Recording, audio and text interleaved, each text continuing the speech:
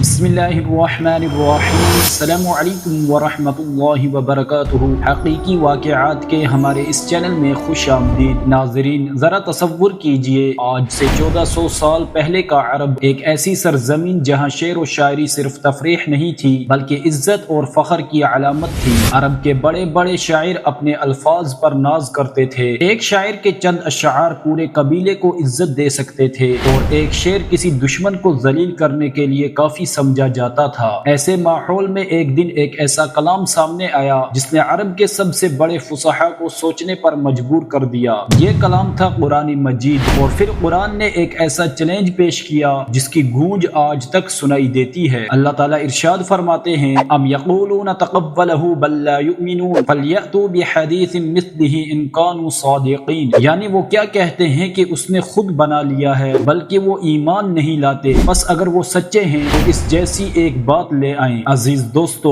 یہ صرف ایک دعویٰ نہیں تھا، یہ ایک کھلا چیلنج تھا، اور حیرت کی بات یہ تھی کہ یہ چیلنج ان لوگوں کے سامنے رکھا جا رہا تھا جو عربی زبان کے ماہر تھے، لیکن جس نبی کے ذریعے یہ قرآن پہنچا آپ علیہ السلام امی تھے، یعنی آپ نے دنیاوی اعتبار سے نہ کتابیں پڑھی نہ کسی مدرسے میں تعلیم حاصل کی، پھر بھی ایسا کلام پیش ہوا جس نے عرب کے اہل زبان کو حیران کر دیا۔ اب ذرا اس چیلنج کی شدت کو سمجھیں۔ قرآن نے صرف یہ نہیں کہا کہ پورا قرآن جیسا کلام لے آؤ، بلکہ مختلف مقامات پر چیلنج کا انداز مزید واضح ہوا۔ پھر فرمایا گیا، فَأْتُوا بِعَشْرِ سُوَرٍ مِثْلِهِ مُفْتَرَيَاتٍ، اگر تم کہتے ہو کہ یہ انسان کا بنایا ہوا کلام ہے تو اس جیسی 10 صورتیں بنا کر لے آؤ، اور پھر چیلنج مزید مختصر کر دیا گیا۔ اللہ تعالیٰ ارشاد فرماتے ہیں، فَأْتُوا بِسُورَةٍ مِّن مِثْلِهِ، یعنی اس جیسی ایک صورت لے آؤ۔ سوچئے، ایک پوری کتاب کا مقابلہ نہیں، 10 صورتوں کا بھی نہیں، صرف ایک صورت، اور مقابلہ کس چیز میں؟ اسی زبان میں جس پر عرب کو سب سے زیادہ فخر تھا۔ یہی وجہ ہے کہ قرآن کا یہ چیلنج اسلامی عقیدے میں تحدی قرآن کے نام سے معروف ہے۔ لیکن سوال یہ ہے، اگر یہ واقعی انسانی کلام تھا تو پھر اس کا جواب کیوں نہیں دیا گیا؟ یہاں تاریخ کا ایک انتہائی دلچسپ پہلو سامنے آتا ہے۔ مکہ میں قرآن کے پیغام کی مخالفت کرنے والے لوگ نبی علیہ السلام کو روکنا چاہتے تھے۔ انہوں نے مختلف طریقے آزمائے، مذاکرات بھی ہوئے، لالچ بھی دیا گیا، دباؤ بھی ڈالا گیا، مخالفت بھی کی گئی، اور بالآخر مسلمانوں کے خلاف جنگیں بھی ہوئی۔ لیکن قرآن کے چیلنج کا جواب، وہ چیز جس کا مطالبہ کیا گیا تھا، یعنی قرآن جیسی ایک صورت، اس کی مثال پیش کرنا ان کے لیے ممکن نہ ہوا، اور یہی قرآن کے دعوے کا مرکزی نقطہ ہے۔ قرآن کہتا ہے، اگر تمہیں شک ہے کہ یہ اللہ کا کلام نہیں تو اس جیسا کلام پیش کرو۔ یہ چیلنج آج بھی قرآن کے متن میں موجود ہے۔ 14 صدیاں گزر گئیں، زبانیں بدل گئیں، سلطنتیں ختم ہو گئیں، سائنس نے ترقی کر لی، دنیا کے نقشے بدل گئے، لیکن قرآن کا وہ چیلنج آج بھی وہی ہے۔ لیکن یہاں ایک اہم سوال پیدا ہوتا ہے، آخر قرآن میں ایسی کیا چیز ہے؟ کیا صرف خوبصورت الفاظ اس سے منفرد بناتے ہیں؟ نہیں، قرآن کی تاثیر صرف اس کی زبان میں نہیں بلکہ اس کے معانی، اسلوب، ہدایت، پیغام اور انسان کے دل پر اثر میں بھی ہے۔ ایک عام انسان قرآن پڑھتا ہے تو اس سے نصیحت ملتی ہے، ایک عالم پڑھتا ہے تو اسے نئے مسائل پر غور کرنے کے دروازے کھلتے ہیں، ایک پریشان انسان پڑھتا ہے تو اسے تسلی ملتی ہے، ایک گناہگار پڑھتا ہے تو اسے توبہ کی امید ملتی ہے، ایک صاحب علم پڑھتا ہے تو وہ مزید غور کرتا ہے، اور یہی قرآن کی ایک حیرت انگیز خصوصیت ہے۔ آپ ایک ہی آیت کو آج پڑھتے ہیں، 5 سال بعد دوبارہ پڑھتے ہیں، اور کبھی کبھی ایسا محسوس ہوتا ہے جیسے وہی آیت آپ کے لیے موجودہ حالات سے بات کر رہی ہو، اور یہی وجہ ہے کہ قرآن صرف پڑھا نہیں جاتا،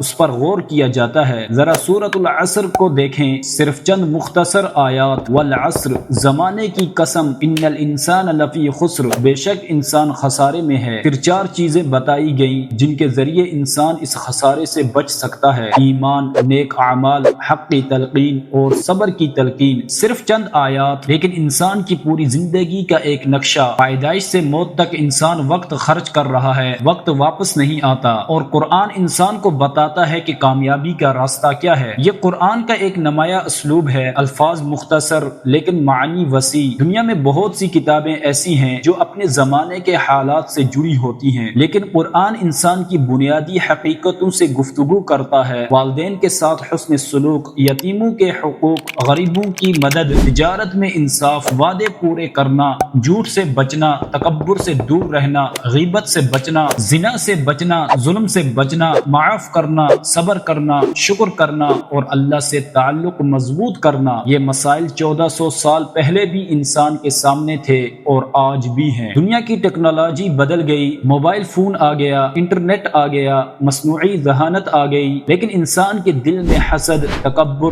لالچ، محبت، خوف اور امید آج بھی موجود ہیں۔ اس لیے قرآن کا پیغام آج بھی انسان کو اپنا مخاطب محسوس ہوتا ہے۔ اور اب قرآن کی حفاظت کا ایک حیرت انگیز پہلو دیکھیے۔ دنیا میں کروڑوں مسلمان قرآن پڑھتے ہیں اور ان میں لاکھوں ایسے ہیں جنہوں نے پورا قرآن حفظ کر رکھا ہے۔ وہ لوگ جو عربی ان کی مادری زبان نہیں، وہ بھی قرآن کی پوری کتاب اپنے سینوں میں محفوظ کرتے ہیں۔ ایک بچہ اپنی زندگی کے ابتدائی سالوں میں قرآن حفظ کرنا شروع کرتا ہے، روزانہ آیات دہراتا ہے، غلطی ہوتی ہے تو استاد درست کرتا ہے، پھر وہی آیات بار بار دہرائی جاتی ہیں اور کچھ عرصے بعد وہی بچہ قرآن کا حافظ بن جاتا ہے۔ یہ صرف ایک کتاب کا پڑھا جانا نہیں، یہ ایک ایسی کتاب ہے جو نسل در نسل سینوں میں منتقل ہوتی رہی ہے۔ لیکن یہاں ہمیں ایک بہت اہم بات سمجھنی چاہیے۔ قرآن کا سب سے بڑا معجزہ صرف یہ نہیں کہ اس میں کوئی سائنسی اشارہ مل جائے۔ قرآن خود اپنے مقصد کو اس طرح بیان کرتا ہے، ھدی للمتقین، یہ پرہیزگاروں کے لیے ہدایت ہے۔ یعنی قرآن کا بنیادی مقصد انسان کو اللہ سے جوڑنا ہے، اسے بتانا ہے کہ وہ کہاں سے آیا، کیوں آیا، اس کی زندگی کا مقصد کیا ہے، موت کے بعد کیا ہوگا اور کامیابی کا راستہ کیا ہے۔ اسی لیے قرآن جب کائنات کی طرف متوجہ کرتا ہے تو انسان کو صرف معلومات نہیں دیتا